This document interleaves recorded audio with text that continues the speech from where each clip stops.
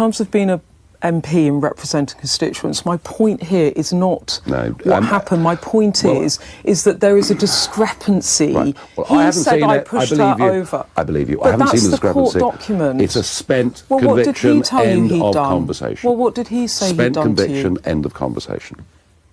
His constituents. I tell you what, we're busy, right? We're building a new political party.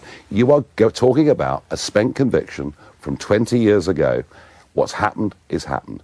Whether there are discrepancies or not, I don't know. What I know is he's a fine young man who's turned out really very, very well. But for the victim, he's a serving member of Parliament. for him to imply that she was pushed over when the court document says he kicked her, that's difficult for the victim, isn't it? I'll believe anything you say.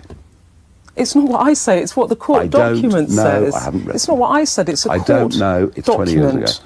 And this is why, and this is why the mainstream media like you are losing the affections of the British public. Let's worry about where we are today. Let's worry about where the country's going. Let's worry about the fact we're getting poorer. Let's worry about the fact that our communities are breaking down, that people are scared to walk on the streets of London wearing a watch or jewellery. No, I know. You're talking about an inside Westminster story that you want to talk about.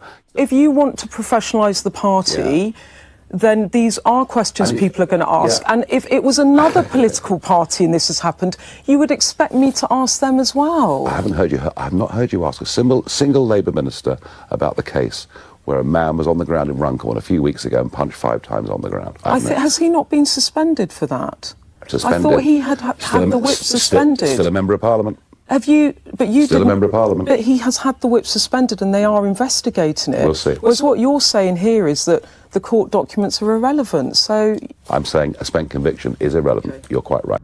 Hey guys, Nigel Farage likes to portray himself as a media-savvy political strategist, and to his credit, he has been remarkably effective at persuading people to vote against their own interests. However, when confronted with real questions, especially ones that aren't designed to flatter him, he tends to unravel quickly. This was evident during an exchange with Sky News Beth Rigby, who I can't really stand, who politely but firmly questioned him about an incident involving Reform UK MP James McMurdock. Farage's response was all about deflection, dismissal, and an attempt to pivot to whataboutism. That's a good word, isn't it? Whataboutism. So, they say, in terms of being an MP and representing constituencies, her point is not what happened, but that there is a discrepancy. And then Farage cuts in saying, spent conviction, end of conversation. But then, apparently he was talking about a spent conviction from 20 years ago, and he says, we're building a new political party, you're stuck on this Westminster bubble rubbish. Farage then admitted to deflect by pointing fingers at Labour, however, saying Rigby hadn't grilled them hard enough about other incidents. However, Rigby pointed out that Labour had suspended the whip in those cases and was investigating, which was more accountability than Farage seemed willing to demand within his own party. Farage's inability to handle tough questions speaks volumes. He's used to the comforts of platforms like GB News, where softball questions about Labour and the Conservatives dominate the narrative, but when faced with real scrutiny, whether it's about his own party's internal issues or his own track record, he stumbles.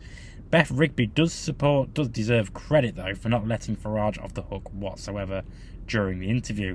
If Reform UK aspires to be a serious political party, and don't mark my words now, they will become a serious political force within the political scene in the UK, it needs to confront these challenges head-on, not hide behind these excuses or attack the media. The public deserves to see this side of Farage, the one that struggles to maintain composure under pressure, a politician, a UK member of Parliament, the composure of one of which he needs to retain. But let's hope we see more of this vigorous questioning from journalists in the future. And let me know what you think in the comments. I've been Jake from Just Jake, and as always, subscribe to the channel, and I'll see you next time.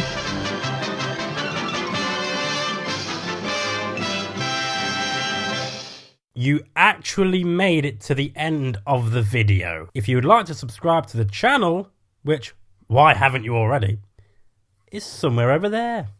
And also, if you want to watch more videos, also check out over there. I've been Jake from Just Jake. See you later.